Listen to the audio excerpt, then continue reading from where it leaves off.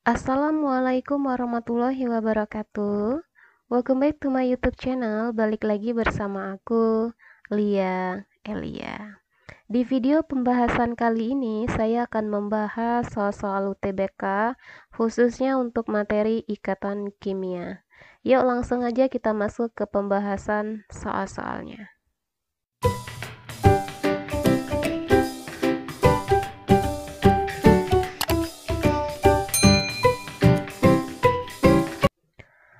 Soal nomor 21 SBMPTN tahun 2018.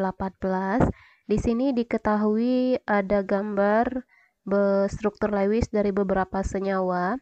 Yang ditanya senyawa di atas yang bersifat polar. Oke, di sini kita akan mencari senyawa yang sifatnya polar. Perlu diingat kembali ciri-ciri dari senyawa polar. Oke, di sini saya tuliskan kembali ya. Ciri dari senyawa polar.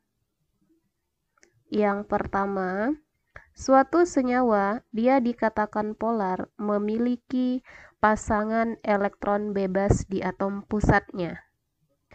Oke, ini ciri yang pertama.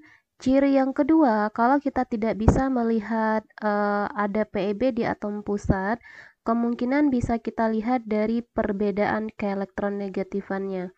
Untuk senyawa kovalen, senyawa polar, perbedaan keelektronegatifannya besar.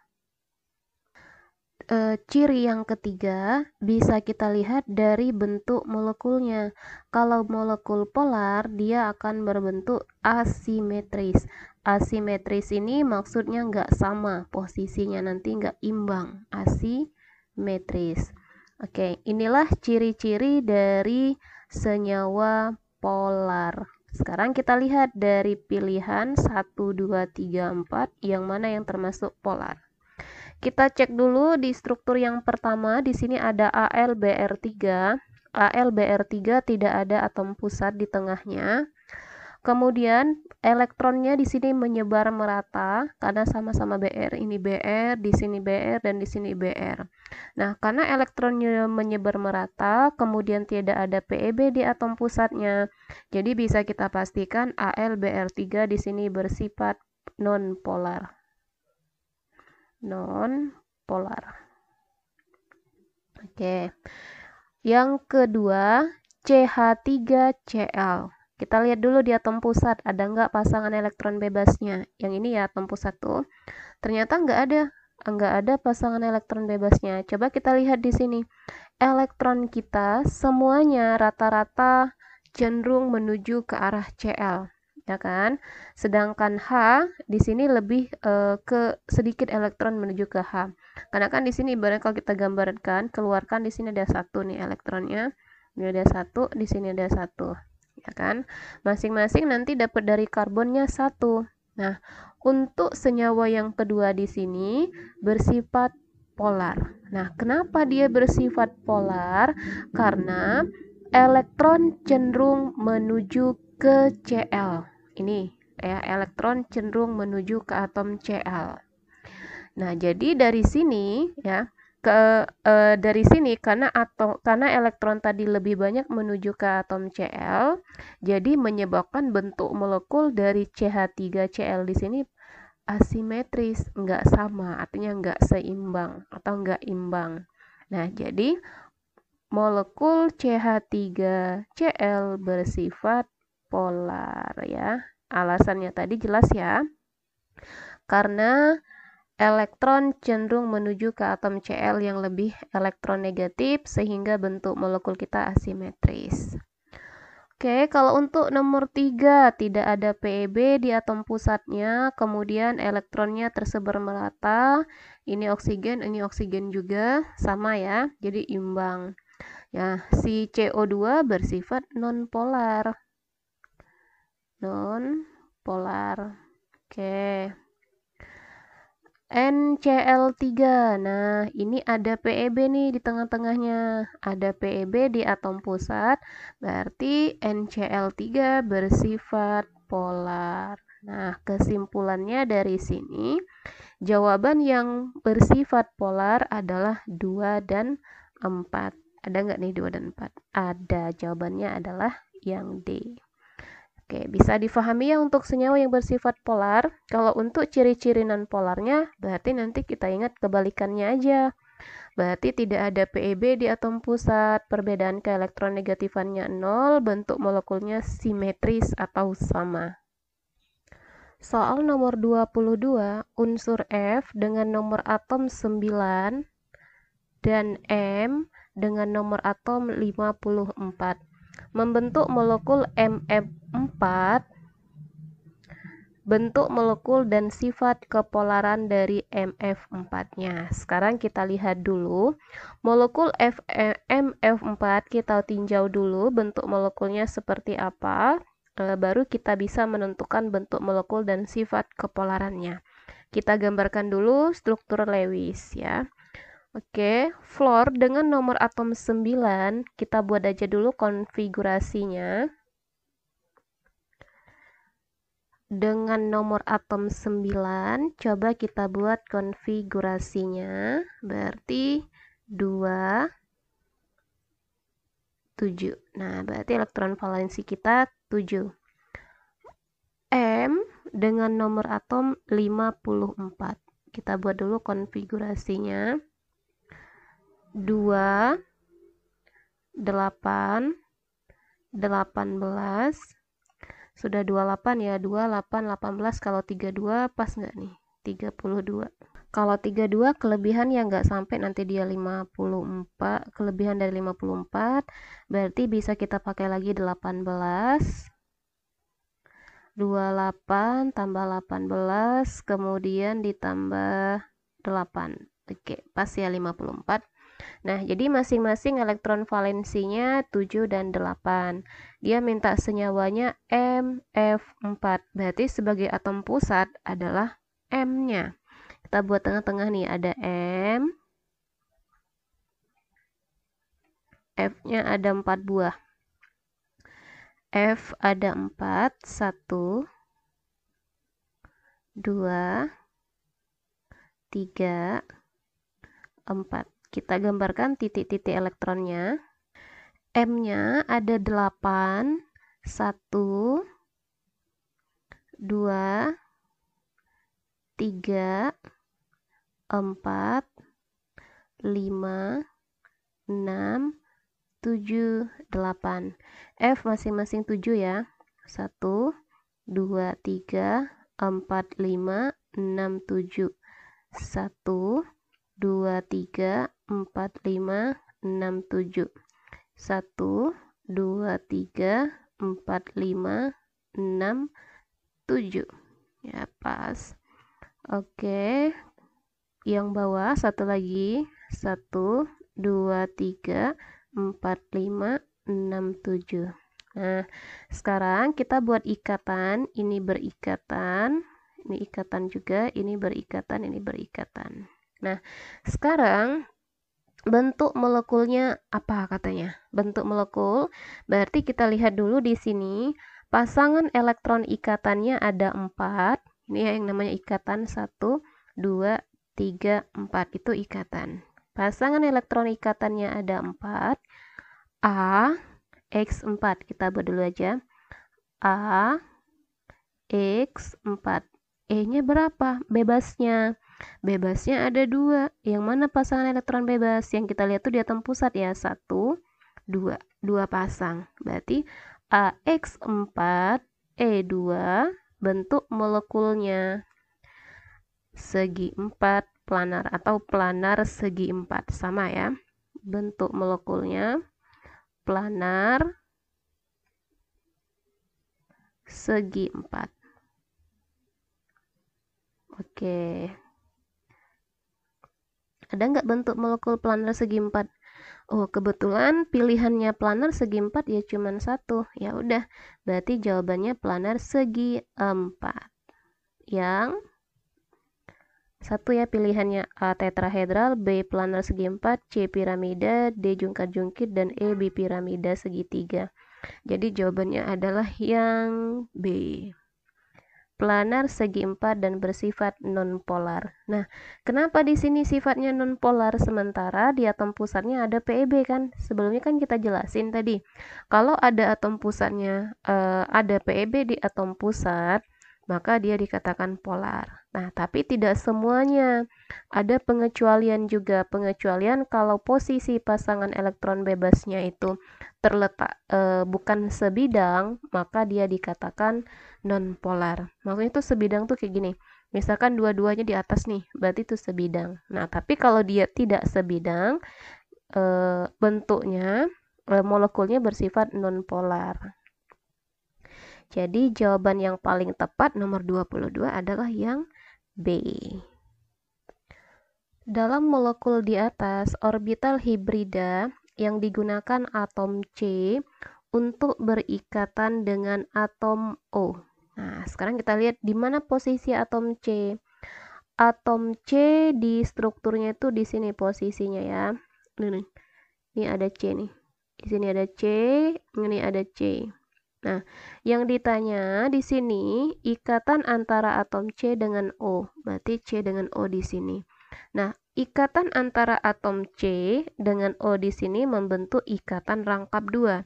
Jadi orbital hibrida karbon berikatan rangkap 2. Ingat kembali, kalau karbon rangkap 2 orbital hibridanya sp2, kalau dia rangkap 3 sp, kalau dia ikatan tunggal sp. Kalau ikatan tunggal sp3, salah ya. Oke, nah jadi kita ingat kembali, jadi jawabannya di sini yang paling tepat adalah yang B, sp2. Oke, di sini saya catatin aja, ingat kembali tentang orbital hibrida ya. Orbital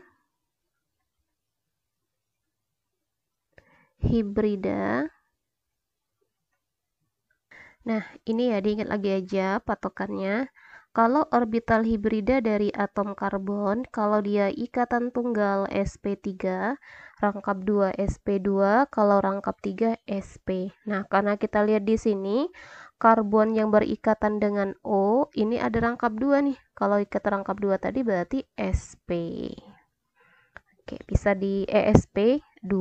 Oke, bisa difahami untuk soal nomor 23? Bisa. Kita lanjut ke soal nomor 24. Nomor 24, senyawa kovalen X2Y berbentuk yang dari atom dengan nomor atom X dan Y berturut-turut 17 dan 8 katanya di sini. Bentuk molekul yang sesuai untuk senyawa kovalen tersebut. Nah, ini mirip ya dengan soal nomor 22. Tahap awalnya kita buat dulu aja konfigurasi untuk menggambarkan Lewis dari senyawa X2Y. Kita gambarkan dulu Lewis konfigurasinya dulu aja. Tahap pertama, atom X dengan nomor atom 17. X 17 berarti konfigurasinya 2, 8, 7. Elektron terakhirnya 7. Selanjutnya Y, nomor atomnya 8. Konfigurasinya berarti 2, 6. Oke. Dapat nih elektron valensi masing-masing dari unsur X dan Y. Kita gambarkan struktur Lewis dari X2Y. Nah, siapa di sini sebagai atom pusatnya? Yang sebagai atom pusat adalah Y. Karena dia cuma satu. Kita gambarkan Y-nya di tengah, coba. Y. Kemudian ada X-nya 2 buah. X ya. Satu lagi ada X nih. Nah, kita gambarkan Lewisnya. Y, elektronnya ada 6. Elektron valensinya ada 6. Kita gambarkan di sekitar atom Y ada 6 ada 6 elektron. 1, 2, 3, 4, 5, 6 ya. Nah, X-nya tadi 7. Ada 7 nih. 1, 2, 3, 4, 5, 6, 7. Ini juga sama. Tuh, 2, 3, 4, 5, 6, 7. Nah, selesai nih bentuk molekulnya. Yang ditanya apa? Mencari bentuk molekul, kita lihat ada berapa jumlah pasangan elektron ikatan dan pasangan elektron bebasnya. Di sini, pasangan elektron ikatan PEI. Pasangan elektron ikatannya ada 2. Pasangan elektron bebasnya atau PEB-nya ada 2 juga nih. Ini ya, PEB-nya 2 pasang juga. Kalau 2-2, berarti ini bisa kita ubah bentuknya jadi A, X2, E2. Nah, ingat tabel. AX2E2 ini bentuk molekulnya berbentuk V atau bengkok. Ya, ada nggak jawabannya? Ada, jawabannya C, bentuk V atau bengkok. Oke, bisa dipahami untuk soal nomor 24? Bisa, kita lanjut soal berikutnya. Soal nomor 25, interaksi antara molekul yang paling dominan antara molekul air dan molekul oksigen pada larutan oksigen dalam air adalah, oke, kita akan mencari katanya itu interaksi yang paling dominan. Sekarang kita lihat dulu molekul dari oksigen, kita gambarkan Lewisnya, dan molekul air ya. Molekul oksigen O2. Kita jawab buat di sampingnya aja. Jawab. Kita gambarkan dulu Lewisnya. Oksigen O2. O berikatan dengan O. Kita gambarkan struktur Lewisnya dulu aja ya. Nih, oksigen itu ada 6 valensinya, berarti ada 6 elektron. 1, 2, 3, 4, 5, 6. 1, 2, 3, 4, 5, 6. Nah, molekul O2 di sini dia bersifat molekul nonpolar ya. Awalnya di sini dia bersifat nonpolar. Nah, kenapa dia nonpolar? Karena tidak ada perbedaan keelektronegativan dari kedua atom oksigen dengan oksigennya. Sekarang kita gambarkan satu lagi untuk molekul air H2O. H2O berarti oksigennya berada di tengah nanti. O, ada H, kemudian H lagi satu, H2O nih. Nah, oksigen ada 6 elektronnya.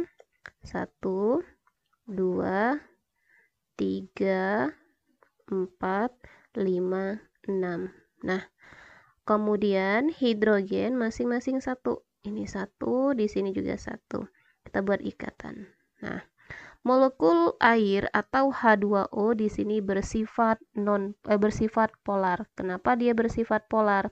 Karena ada 2 pasang elektron bebas di atom pusatnya. Jadi sehingga sifat dari O2 ini bersifat polar. Nah, jadi di sini bisa kita jelaskan, kita tuliskan molekul air di sini bersifat polar ya. Karena dia bersifat polar, maka gayanya di sini ada gaya dipol permanen. Dipol permanen. Tetap maksudnya ya, permanen itu tetap. Pol itu polar. Jadi kalau dipol permanen berarti polarnya itu tetap. Kalau permanen itu kan tetap. Nah, sementara oksigen di sini kan awalnya bersifat nonpolar tadi. Karena di sini ada molekul air berdekatan dengan molekul O2, mereka di sini bisa terjadi gaya tarik-menarik. Nah, jadi batu deketan. Kalau mereka berdekatan, berarti nanti salah satu ini sifatnya akan mengikuti salah satu sifat yang lain ibaratnya. Contoh kayak gini nih. Kita ada teman kita ini hobinya olahraga. Nah, karena kita sering berteman sama dia, bisa aja nih kita keikut sering-sering olahraga juga. Nah, itu maksudnya. Sama di sini, awalnya tadi oksigen itu bersifat nonpolar, karena berdekatan dengan air, maka sifatnya akan bersifat polar juga. Nah, tapi sifatnya itu nggak permanen. Kenapa? Karena setelah airnya itu jauhan lagi, kalau kita temenannya nggak temenan lagi sama teman yang suka olahraga tadi, maka sifatnya itu bisa hilang lagi. Nah, jadi untuk oksigen di sini, dia nanti bersifat dipol terinduksi atau dipengaruhi beratnya ya. Dipol terinduksi. Nah, jadi dari sini bisa kita tentukan gaya antar molekul yang paling dominan antara molekul oksigen dan air adalah gaya dipol terinduksi dan dipol permanen. Ini oksigen dulu kan yang disebutin, berarti sebutin yang terinduksinya dulu. Dipol terinduksi dan permanen. Tapi kalau disebutinnya air dalam oksigen, baru dipol permanen, dipol enggak ada ini ya. D itu dipol permanen sama dipol permanen. Oke, bisa difahami untuk soal 25? Bisa. Kita lanjut ke soal berikutnya, nomor 26. Nomor atom fluor.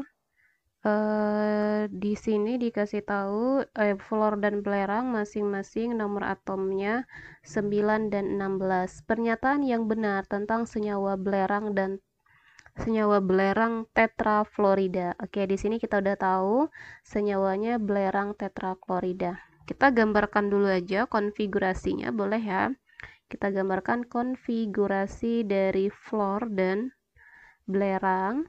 Fluor di situ nomor atomnya 7. Berarti konfigurasinya kalau dia 7 konfigurasi S9 ya, salah bukan 7, 9, berarti konfigurasinya 2 7, terakhirnya 7 ya.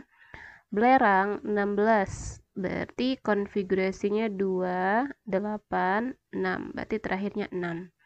Kita gambarkan Lewis dari SF4. Ini kan nih dikasih tahu di soal senyawanya belerang tetrafluorida. Kita gambarin dulu Lewisnya. S-nya ada 1, F-nya ada 4. 1, 2, 3, 4. Nah, S elektron valensinya 6.